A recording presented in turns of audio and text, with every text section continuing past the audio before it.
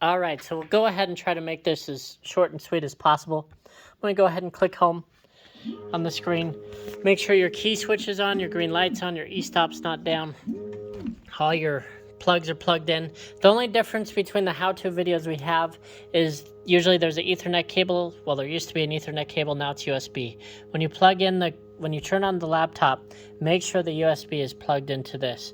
Otherwise, it's not going to connect. When the laptop turns on, it does the handshake with the cabinet, and then everything's good to go. So the machine's all homed.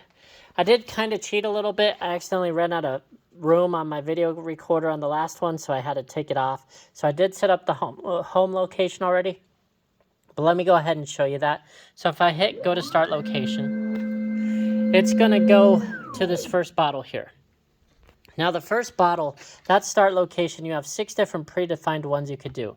The red box will override any existing one. The green box saves as a variable for program, so it knows which one to use. So say I wanted to change G54, that start location. I wanted to go like 10 millimeters over, like that. I would say, okay, I want it to start there. So I would basically, actually, I'll show you how I jog. I put a feed rate in a distance of 10, and I hit this X plus button. And that basically jogged the nozzle over to there. Now say I want the start location to be there. I could pick a new defined start location, or I can just overwrite this one by hitting set. If I hit set and hit go to start location, it's not going to move. However, I don't want it to start there because we're going to miss, so I'm going to put my distance to 20 now and hit X minus. That's going to bring everything back over to where I like it.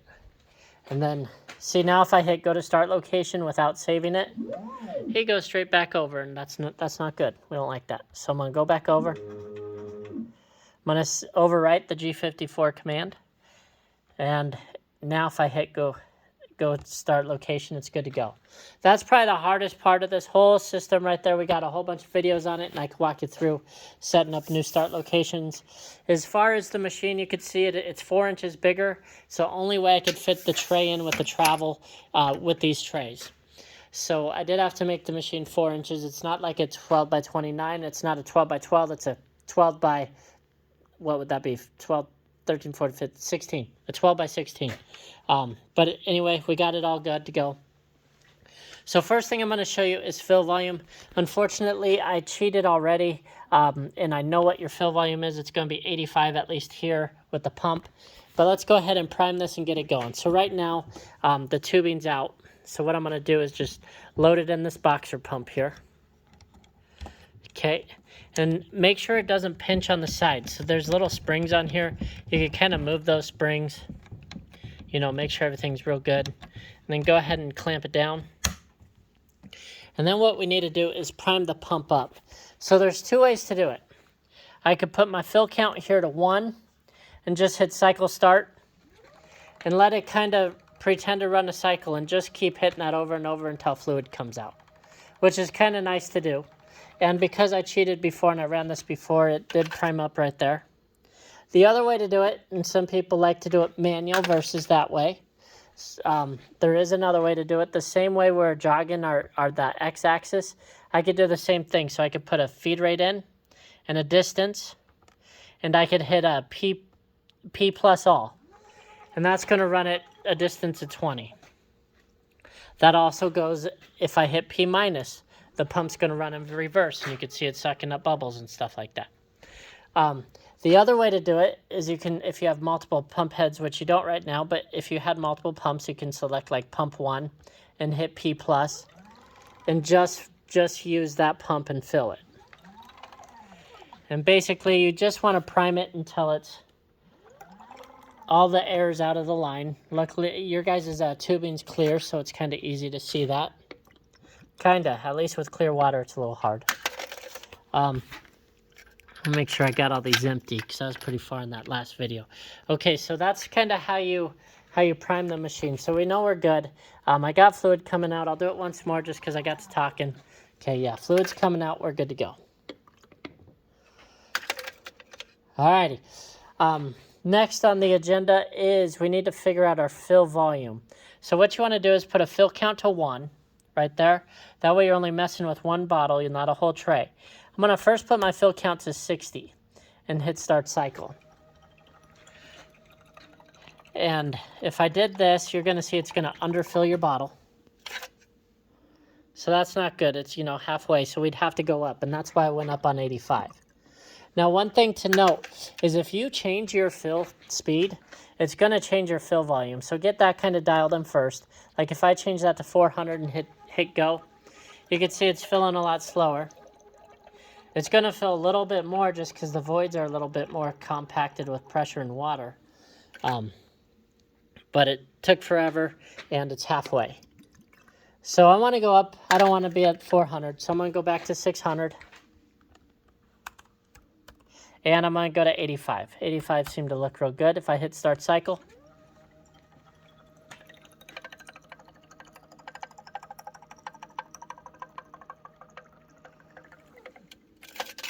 Alrighty. We're right at that crease there. You can see when I shake it where we're at. So that, I mean, that might be a little overfilled. I could probably shrink it down just a hair, but I'm going to leave it. I'll shrink it just a hair just so we can see it a little better in the video. So I'm going to go to 83. And on 83, what I'm also going to do is I'm going to put a fill count of 6. That fill count's how many bottles you're filling on your tray. Now, if you want to fill a whole tray, you don't have to count the whole tray of bottles. You can just put, you know, like 200 bottles there. We usually always ship it at 777. If your fill count is higher than the number of rows and columns, it's going to just default to rows and columns. If your fill count number is lower, it's going to look at that before it fills bottles. So I'm going to go 6 bottles, 83 is going to fill all 6 of these guys. I already dialed in the rows and columns distances, but I'll show you how to do that next. Actually, I'll kind of go over that right now as this is running. Another thing to note, actually, you'll probably see a little bit of air up here. Maybe not, because I'm only at 0.1, but there is a little reverse fill at the end of it. Nope, you can't see it. Okay, so while that guy's going, we have rows and columns here. So our row quantity is 6. I just got that based off what I saw on these guys. You had 6 of them. Row distance is 31.3. That seemed to work with the bottles stacked. Here, everything stacked all the way back and all the way to the right. Kind of like our backstop here. All the way back, all the way to the right. That's how I kind of did your bottles to come up with that number. Now, column quantity is 12. The reason I got that is just by what's down here. So you have 12 of those guys. And that one, for some reason, a little bit more. It's just real world. Who knows? So it's 31.5. Seemed to look real good. It could be because of where my start location is and the offsets, whatever.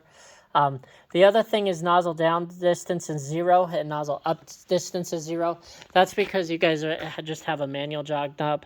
Some of our machines, we put diving nozzles on it. If y'all wanted it, we could still do it. But for y'all, that's kind of, you just leave those at 0. If nothing's in there, it's going to error out. So make sure if you're not using it, it just has 0, 0. Alrighty, so now let's check our fill volumes here. Guess I could just bring that up. Okay, so there you go. There you go. Kind of getting it to vibrate so you can see them.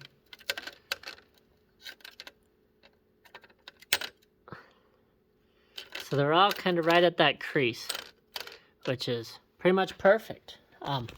Kind of do it one more time here.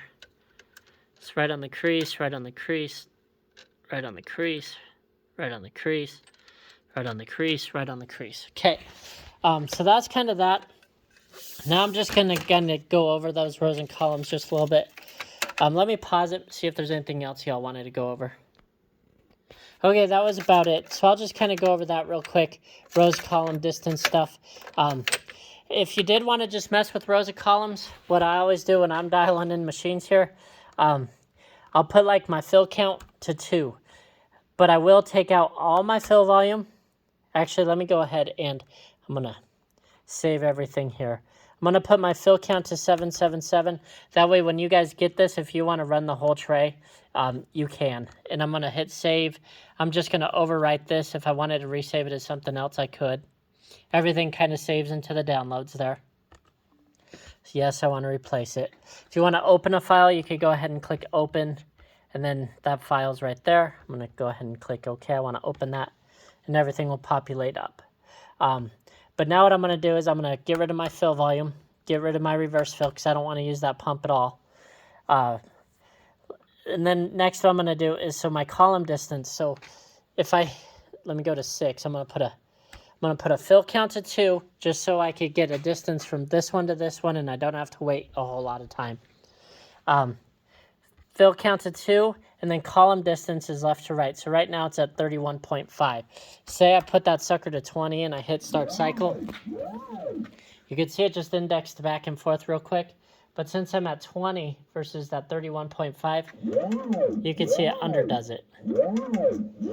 And if I had like a fill count of 6 in here, it's only going to index 20 millimeters over every time. So you're going to see it's going to get smaller and smaller each time. And so that's definitely not going to work. So what I'm going to do is go back to 2. And so 20 wasn't good. Let me go to 28 and hit start cycle. And you can see we're almost there, but we're not quite yet. And every time I was jogging back and forth, I was just hitting start cycle. So now if I do 40, you know, we're going to overshoot. So 40 in there. Ooh, we went way far. So I'm going to drop that sucker back down to 31.5. I think that was it. Well, this will let me know. Boom, look good. So I like that. If I like it on 2, that's then when I'm going to increase this, because the more bottles you go out, the more error you're going to have, and that's usually when you can get to decimal points. But all that looks real good. So those 6 look great. I tried doing it, you know, just bringing this bottle over and doing it that way, and got everything good there. Now if I wanted to do the row distance, row quantity the exact same way, I would basically put my fill count to 2 again. However, my column quantity, that's 12, I'd put that at 1. That way it's going to just say, okay, I have 1 column, and I'm going to do my rows instead of 12. Even though we're working with 6 bottles, the only reason we have 6 is because of our fill count was 6. But I had 12 in the program.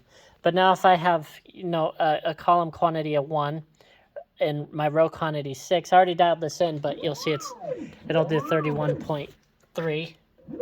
And those 2 look good. If I put my fill count to, say I put my fill count to 4, we'll just check 4 bottles here.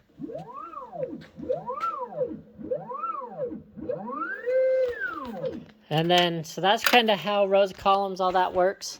I'm going to go ahead and put that column quantity back to 12. I'm going to go ahead and put this guy back to 777.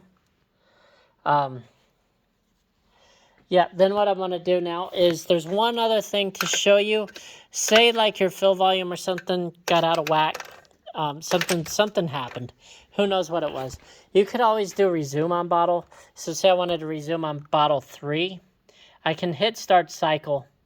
And it's going to kind of just index over to 3 and start going from there. You can see now it's going to kind of just run its whole index because I do have that fill count to 777. There is a pause button, so you can kind of pause it and resume it. Make sure you do resume it. If you want to cancel this, just go ahead and hit reset and home, or just home. We'll also reset the machine now. And we'll get it back going to its home location. So here's the machine. Hope this will work for y'all. Let me know if you have any questions on it. We'll get this uploaded. I'll probably email you guys now and just let you know it's uploading. But that's basically how you run this machine. Thank you.